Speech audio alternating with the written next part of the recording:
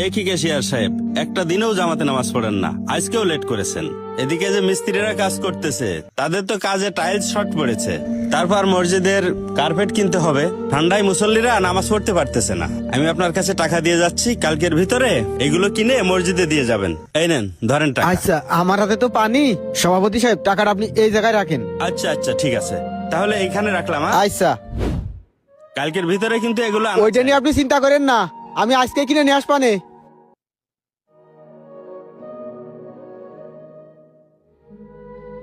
শীতকালে পানি ঠান্ডা বরফ, আরে ওইদিকে আবার পানি ট্যাঙ্কি ভরে গেছে। মিস্ত্রি ভাইরা কাজ করতেছেন? হ্যাঁ ভাই, কাজ করতেছি। টাইলস লাগানোর পরে তো মসজিদের সুন্দর আরো বেড়ে গেল। আচ্ছা থাকেন, চলে যাচ্ছি। আচ্ছা, এ কি রে, ওই জায়গায় কি দেখা যাচ্ছে? টাকার বান্ডেলের মতো, দেখি তো একটু। টাকাই তো, এতগুলো টাকা এই জায়গায় কি ঠিক আছে? তুই কাছে যাই দেখি। এই জায়গায় এতগুলো টাকা পড়ে রয়েছে, এটা কি সত্যি টাকা? আমি কি সত্য দেখতেছি নাকি?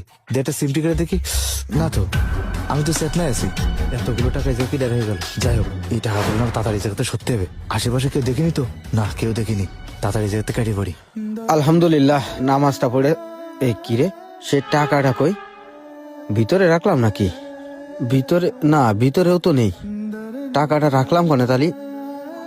ও, উজু করছিলাম, ওই জায়গায় রেখে চলে আসি। আর আমি মসজিদে খুঁজতেছি, গেটটা আটকাই দিয়ে যাই, দেখি ওই জায়গায় টাকাটা আছে।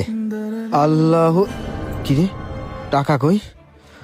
টাকা তো এই জায়গায় ছিল। সভাপতি তো টাকা এই জায়গায় রেখে গেছে। হাই আল্লাহ, এই জায়গাটা টাকা কনে গেল? দেই মিস্ত্রি বেগের কাছে শুনে দেখি।